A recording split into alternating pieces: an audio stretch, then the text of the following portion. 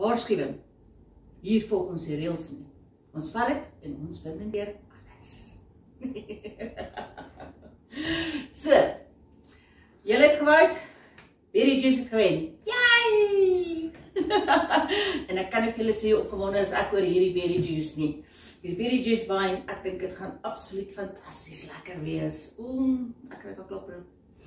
Ok, maar ook gebruik ons berry juice en nie berries en soos blackberries of strawberries of enige een van die ander berries nie. Bloed eenvoudig, prys. Want 1 liter van hierdie, dit hang al waar jy koop, is tussen, kom ons sê, is ongeveer so 30-40 rand. Dit hang al wat se sap jy gebruik om te gebruik. En as jy 1 kilogram berries wil koop, dan kos dit jou omtrent so 70 rand die kilo. So dis helfte die prys. En vir die prys van 300 rand, net vir die sap, het ons baie lekker berry juice wyn wat op pad is. En ek is so opgewonde hieroor. Ok, is julle reg? Wat ons nodig het vir vandag, is natuurlik, om mee te begin, ons het ons fermentasiebakkie nodig, ons het ons berry juice nodig, ons het ons hydrometer nodig, ons trust pedal, ons het maatlepeltjies nodig, ons spectrolytic enzymes, ons citric acid en ons sodium metabisulfite. So, dis wat ons nodig het vir vandag. Kom ons begin. Nou, as jy jou berry juice kies, net 'n nota, ek is nie gesponsor deur enige iemand om hierdie video te maak nie, ek is affiliated met niemand nie. Hierdie is maar net my eie ervaring van wat se sap werk die beste om wyn mee te maak. Ok, so, as jy jou sap kies, baie belangrik, want nie alle sappe gaan fermenteer nie. Ek gaan 'n aparte video maak van wat se sap om te kies as jy wel wil wyn maak daarmee. Nou, hierdie is die 100% sap.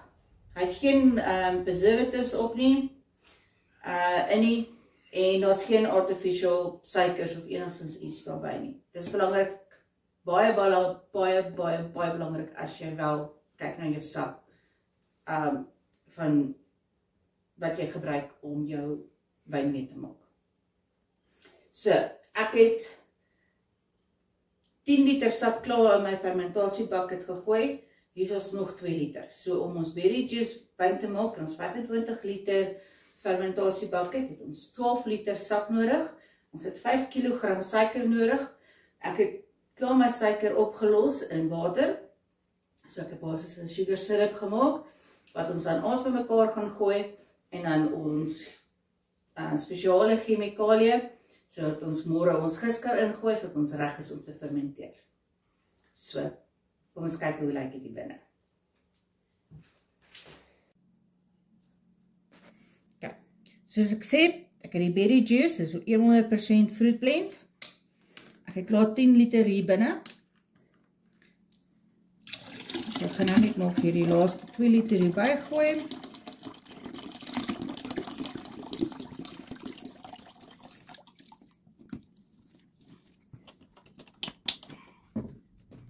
Nou mense, recycle!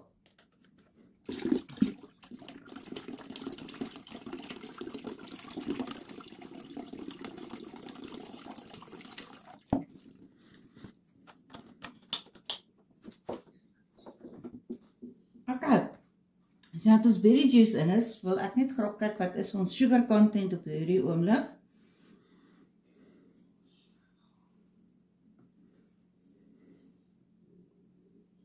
Die sugar content vat hierso.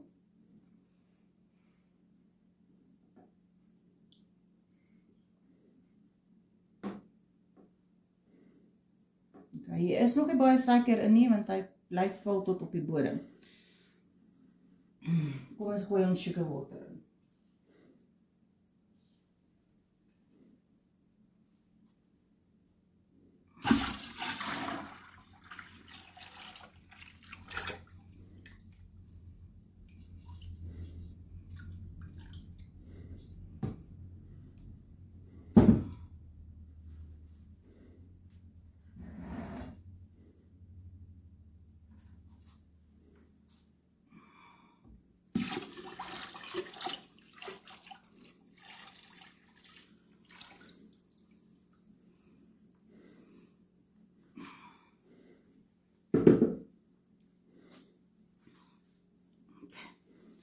Ons kyk wat sy sugar content nou.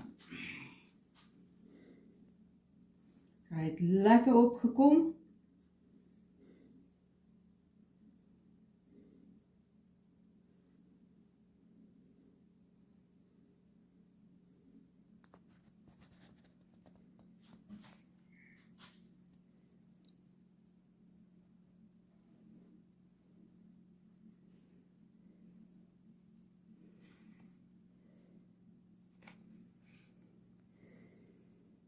Okay, so op die oomblik is hy op 25.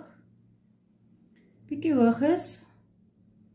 Nee, sorry, nee, ek lieg.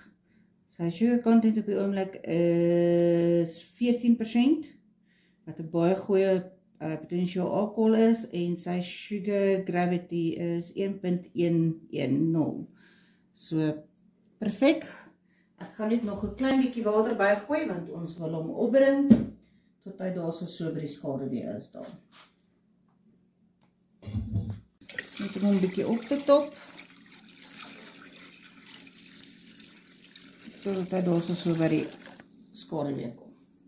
Hoekom wil ons my heeltemal vol hê nie?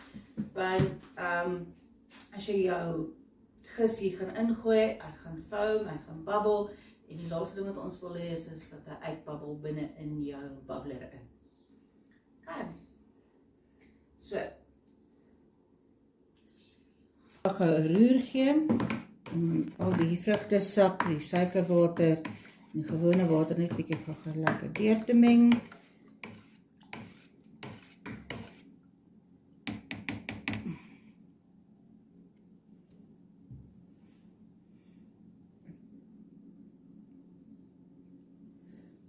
Dis omtrent ons so.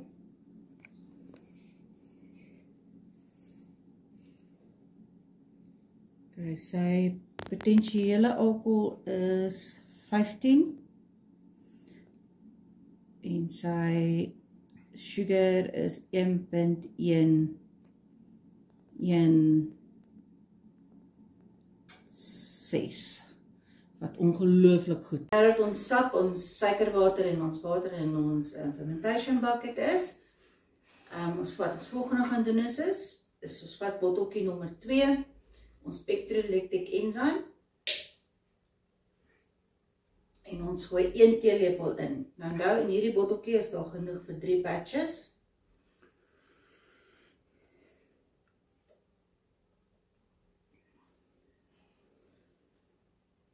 Nou wat jou pectolactic enzymes nou weer doen is, dit bring al die geure van jou vrugte uit, sodat jy bietjie meer van die smake kry van jou vrugte af. So, nou dat ons pectolactic enzyme in is, gaan ons citric acid insit. Nou vir hierdie resep het jy 1,5 teelepel citric acid in. Nou jou citric acid is belangrik want dit gee vir jou wyn of jou vrugtesap, dit gee 'n bietjie van 'n acidity. Hoekom die acidity belangrik is, want jou weer eens, jou gis werk op 'n pH van tussen 3.2 en 3.4. So is die ideale kondisie vir hulle om te werk. En nie net dit nie, dit bring ook net die flavors net bietjie meer uit. So dit is hoekom jou citric acid baie belangrik is. En dan laastens verals, is jou pakkie nommer 4, is jou sodium metabisulfite. Hierdie gooi jy die hele pakkie in.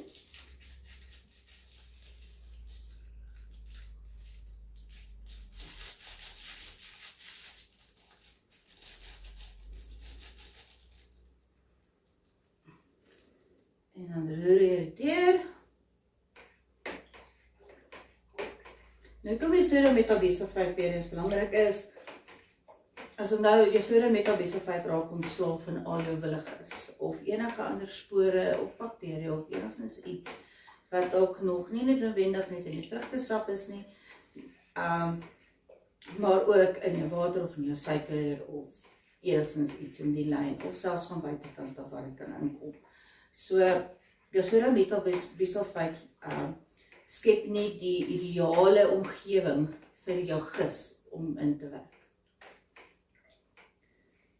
En dis basies dit vir vandag. Nou dat alles mooi deurgeroer is, kan ons deksel opsit. Maak seker hy is ordentlik geseël. Baie belangrik. Haal jou rooi toppie af. Maak seker jou bubbler het genoeg water in. Dis dit. En dis dit. So hierdie bakkie moet nou staan vir 24 uur. En na 24 uur gaan ons gis ingooi. En so ek sien julle môre weer. So julle, ek hoop julle like, subscribe en shine on.